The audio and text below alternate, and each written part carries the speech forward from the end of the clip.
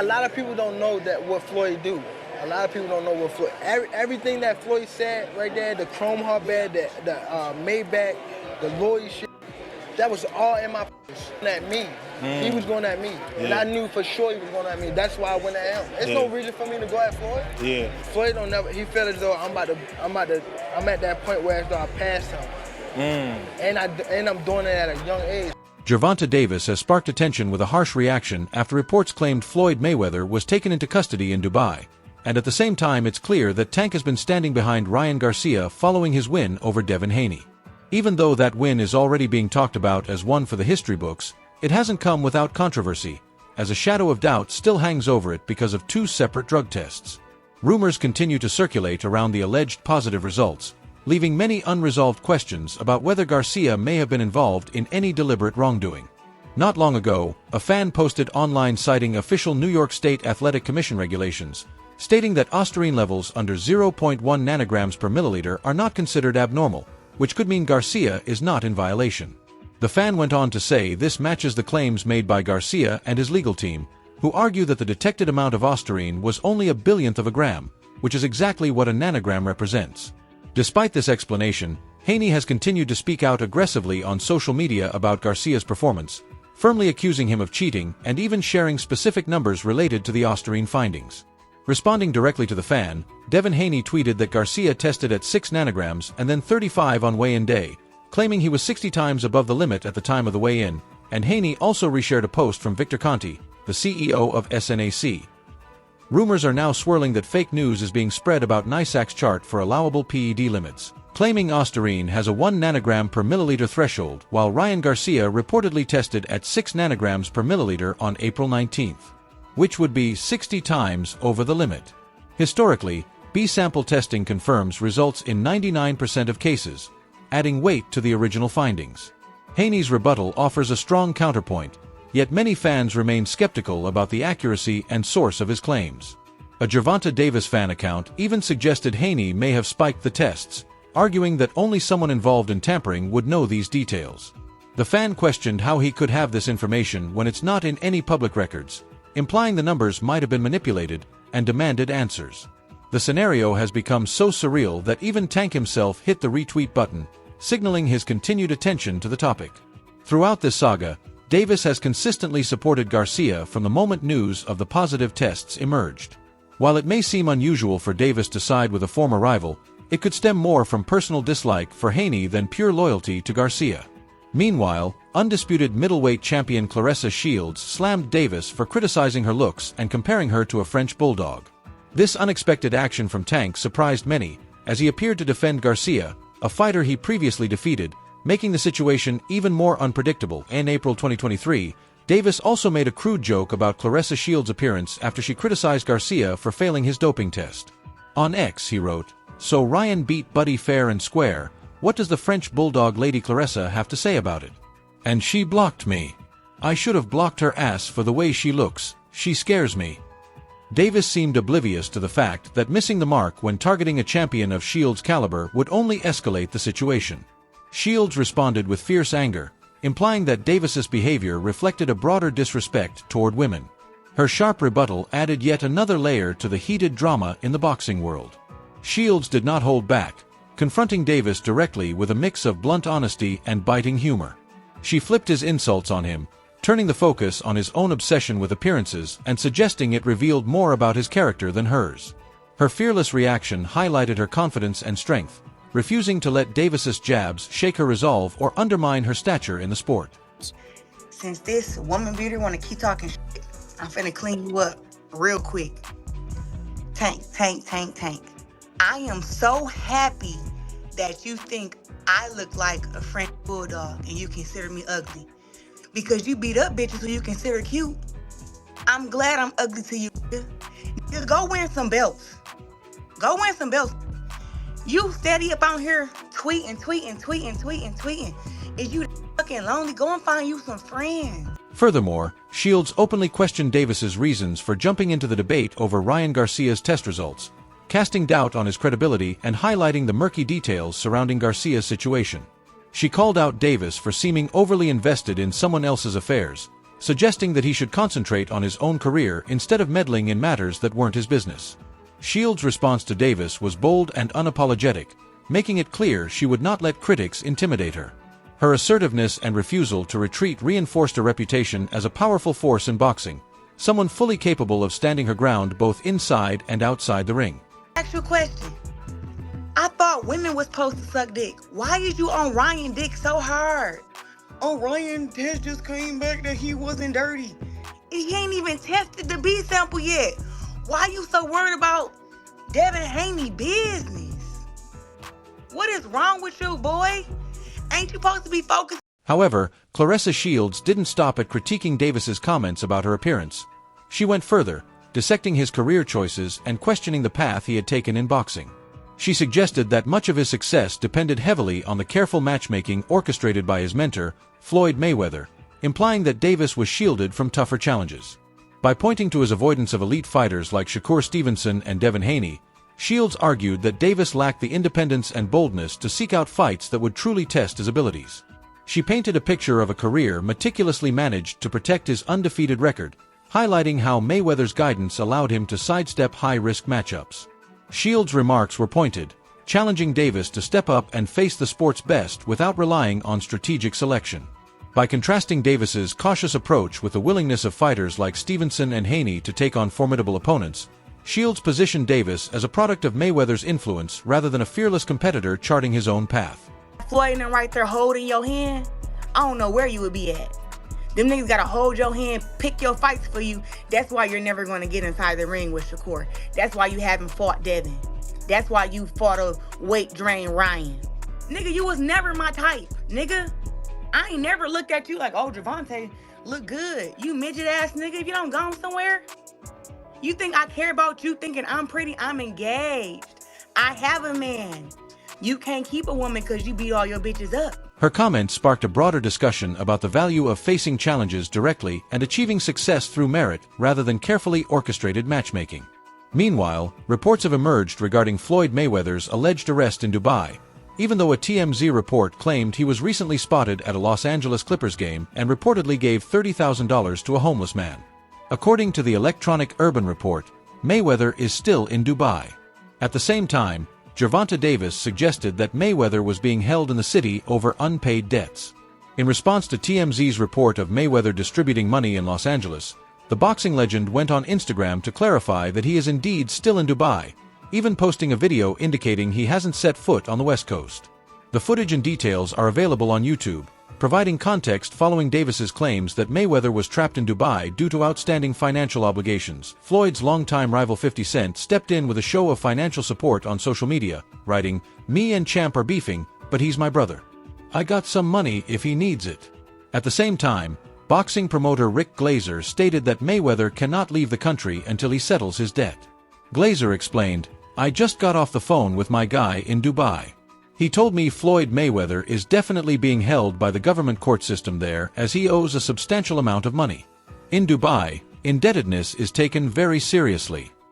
He added that the debt is unrelated to boxing and that Mayweather has been trying to resolve it without success, confirming that Gervonta's claim about Floyd being held is accurate. Despite this, Mayweather is reportedly free to move around Dubai as he wishes.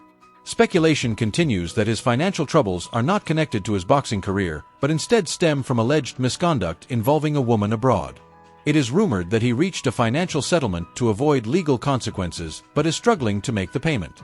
Meanwhile, the boxing world is undergoing a major shift in leadership, moving away from the era once dominated by figures like Bob Arum and Al Heyman toward a new generation shaping the sport's future. New powerhouse is emerging in the boxing world in the form of His Excellency Turki Al-Sheikh. Rick Glazer recently offered a detailed analysis, drawing sharp comparisons between the traditional giants of the sport and Al-Sheikh's rising influence. Glazer, known for previously stirring controversy with his support of mob figure Daniel Kinahan, explored the current boxing landscape and highlighted Al-Sheikh's timely entrance as filling a void that even Heyman's PBC had struggled to address. He wrote that with the PBC faltering on boxing's equivalent of Skid Row, Turki Al-Sheikh arrived at precisely the right moment to make a substantial positive impact, doing what Al Heyman was meant to do with the $550 million from Waddell: put the best fighters in the ring, create real matchups, and deliver stacked events. Glazer argued that Heyman failed to capitalize on the financial backing, falling short of producing the compelling shows that fans crave. The discussion then turns to the question of how Al-Sheikh managed to seize the opportunity where others could not, positioning himself as a transformative figure in the sport. Bob Arum's Top Rank once launched legal action against the PBC and its financiers, Waddell and Reed, seeking nearly $100 million in damages over alleged misconduct, though the matter was ultimately resolved through an out-of-court settlement in 2016. Around the same time, Golden Boy Promotions pursued roughly $300 million in claims against Al Haymon's PBC, citing violations of federal law. Despite these aggressive legal moves, Haymon largely avoided major financial losses. In building his premier boxing champion's empire, Haymon secured enormous financial backing from investment giants Waddell and Reed, reportedly approaching $1 billion. This capital allowed him to lock in lucrative TV deals for PBC events and offer competitive pay to fighters, significantly altering the boxing landscape. However, his operational approach drew criticism from some analysts and rival promoters, while Waddell and Reed faced legal scrutiny for allegedly straying from their usual investment practices, highlighting the contentious environment surrounding the sport's transformation. Meanwhile, Floyd Mayweather has faced some allegations tied to these financial controversies, though details remain murky. Shifting focus, recent reports indicate that Gervonta Davis has signed a groundbreaking 6 to 7 fight deal, claiming that he is now in a stronger financial position than Mayweather was at the same age.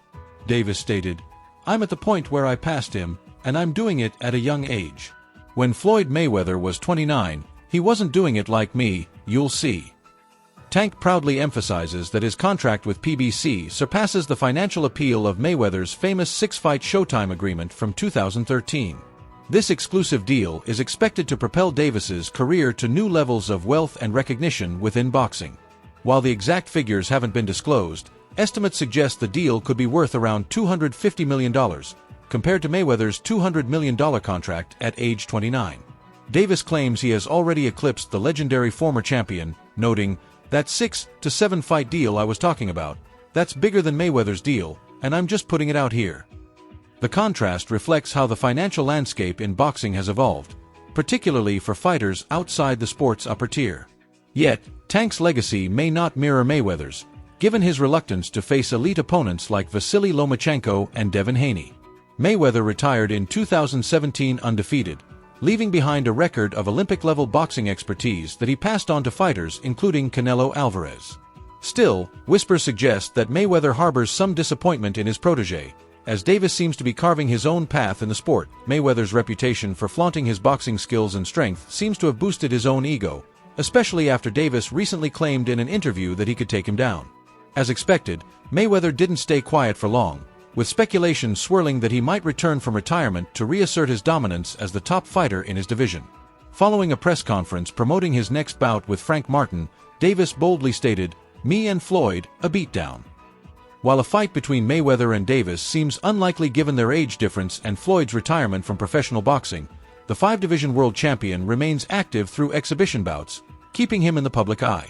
Just hours after Davis's comments, Mayweather hinted at a possible return, reigniting chatter about a showdown.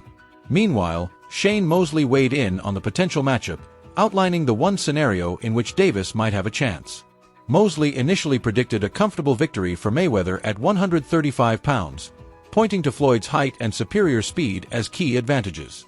He expressed doubts about Davis's ability to close the distance and effectively counter, noting that Tank's shorter stature could make it extremely difficult to challenge the former champion in the ring.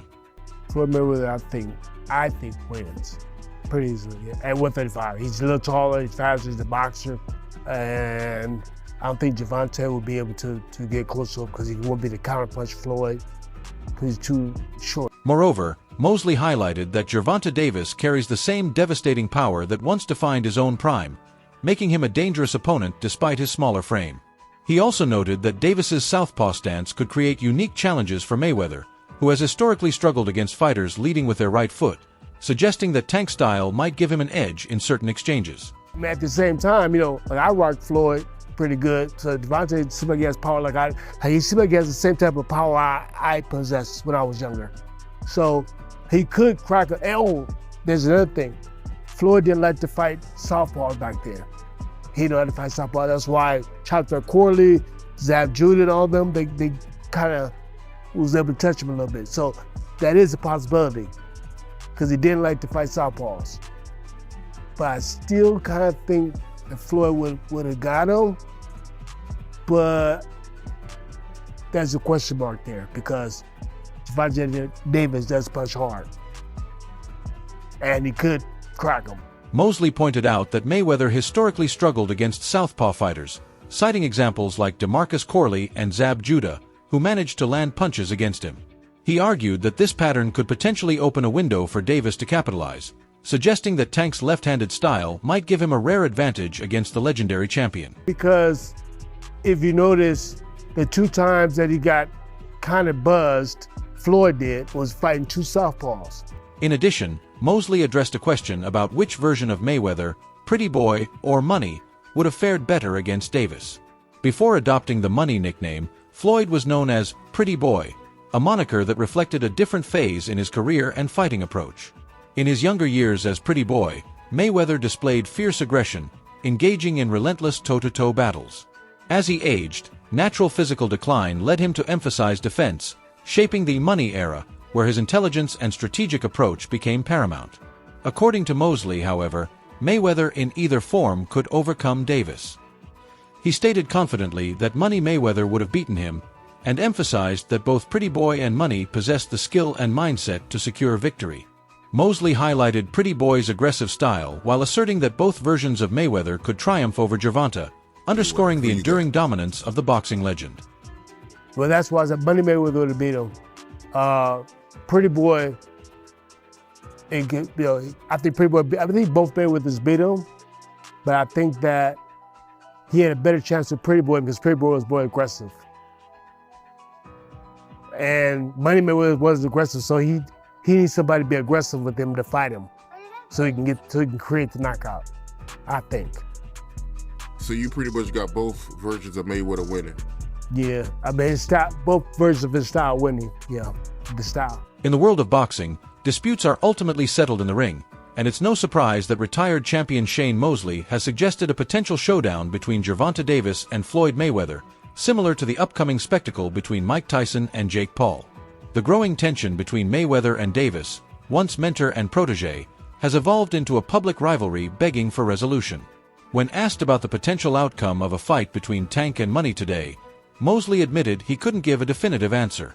Instead, he recommended that the two settle it in the ring, noting that such a matchup would be a major event and a true test of their skills. I think we'll win right now. They should go ahead and run that. They should run that. Let's see. They took all that stuff. They should run it. At 29, Davis is entering the prime of his career, while Mayweather, a seasoned 47-year-old, still poses a significant challenge. Mosley's recent suggestion, however, has injected new excitement into the idea, making the bout feel tantalizingly possible. He proposed sanctioning the fight similarly to how Tyson and Jake Paul handled their matchup, suggesting it could take place at 140 or 145 pounds to see if Davis could hold his own. While Davis hasn't fought since April of last year, Mayweather has remained active, showing he still moves well in the ring despite not matching Davis's peak skill. In June of last year, John Gotti III faced Mayweather, demonstrating that Money retains his ring craft. Whether the fight actually happens depends on both fighters' willingness, though an older tweet from Davis revealed his confidence during the height of their feud. "Now I'm around and knock Floyd out when I see him, and I don't care about going back to jail," referencing his 90-day stint in Baltimore for breaking house arrest rules. He added that Mayweather doesn't allow his security to carry guns. Shortly after, Mayweather hinted at a potential fight via Instagram, teasing a full reveal set for May 15th. Despite the slim chances of a rematch with Davis, Mayweather's name continues to surface in boxing conversations.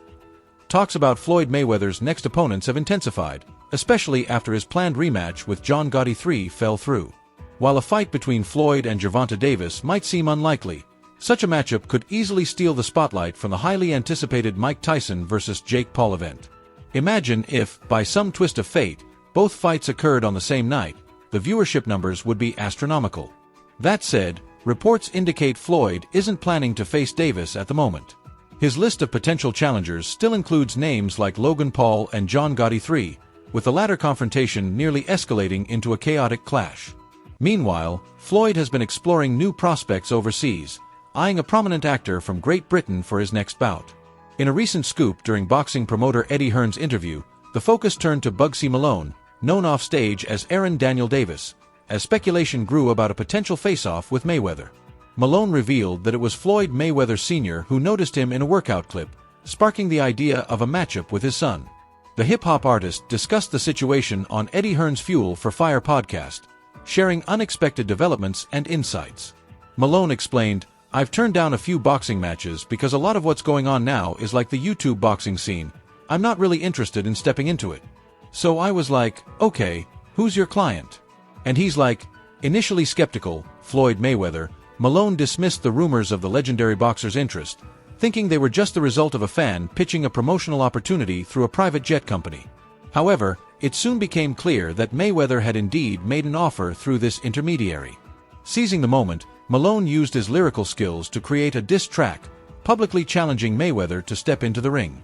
He explained, "Flipping changed the whole conversation. I just said, yeah," he said, "Floyd Sr. likes your physique. He said you look strong. Then we started talking about the weight. Like, what do you want me to weigh on fight night? And they said, yeah, you can come in heavier. And I thought, flipping heck, that gives me a puncher's chance." In the ever-changing world of professional boxing, one thing is certain: the drama never stops. Be sure to check out some of our other videos on the screen if you enjoyed this one.